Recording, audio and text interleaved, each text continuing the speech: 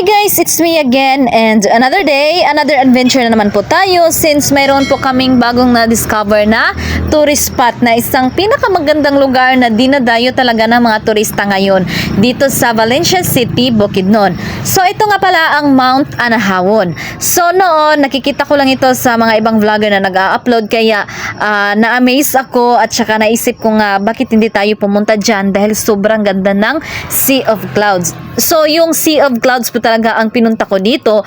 Kaso pagdating namin, wala kaming Sea of Clouds na naabutan dito. Ganito lang siya. Dahil gawa nga ng masamang panahon at pag-uulan. Kasi umuulan at bad weather.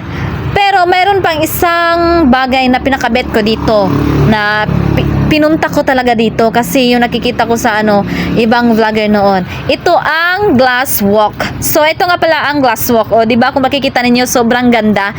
Kaso nga lang pagdating namin dito hindi po kami nakapasok. Hindi po kami pinapasok ng mga tauhan nila dito kasi nga madulas yung glass. Kasi simula pa ng gabi hanggang umaga, walang tigil po kasi ang pag-uulan. Kaya nung pagdating namin, hindi po kami pinapasok. Walang ni isa man ang pinapasok doon kasi nga delikado kasi madulas ang glass. Baka yun pa ang dahilan para magkakos ng accident.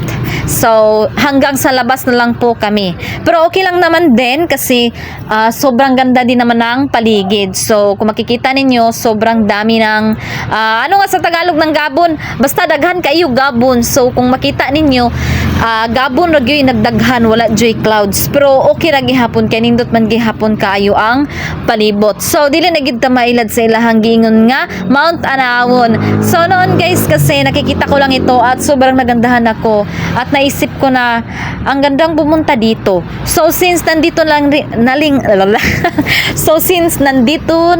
rin lang kami sa Bukidnon, so dito na lang kami nagpalipas ng gabi sa Valencia City kasi galing pa kami ng Impasudong, tsaka pauwi na sana kami kaso naabutan kami ng malakas na ulan at saka gabi na, kaya dito na lang kami sa Valencia nagpalipas ng gabi at kinaumagahan maaga kaming gumising para pupunta na lang kami dito sa Mount Anahawan. Sobrang excited ko pa naman sanang pumunta dito guys dahil iniisip ko na sa wakas makakakita na rin ako ng Sea of Clouds.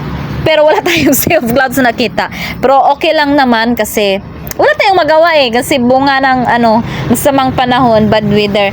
Pero kahit na may counting disappointment ako naramdaman kasi hindi ko nakita ang magandang Sea of Clouds, okay lang naman kasi nakita ko rin naman yung glass walk nila. Pero nas-disappoint na rin man ako kasi hindi ako nakapasok doon sa glass walk. Hindi ko na-experience na lumaka doon sa loob.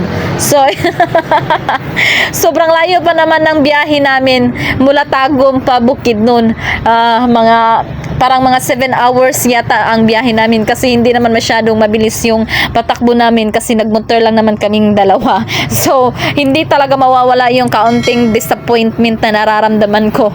Pero okay lang naman, wala tayong magagawa. So eto na lang, wala tayong magagawa kaya lilibutin na lang natin ang Mount Anahawan. So ganito ang paligid nila dito guys. So sobrang ganda naman at saka ito yung mga parang nipahat nila ba, yung parang mga payag ba. So nipahat ba yan or payag? So ewan ko, basta ganyan. So simple lang ang atake ng kanilang nipahat pero sobrang gandang tingnan. So tingnan nyo naman. So as you can see, diba? Sobrang ganda. Dapat mga 6 to 7 may Sea of Clouds na pero sa gawa ng masamang panahon wala tagang clouds na lumabas. So wala kaming magagawa. So ganyan talaga ang buhay. Tanggap-tanggap na lang talaga tayo. Wala ka nang magagawa kundi tanggapin.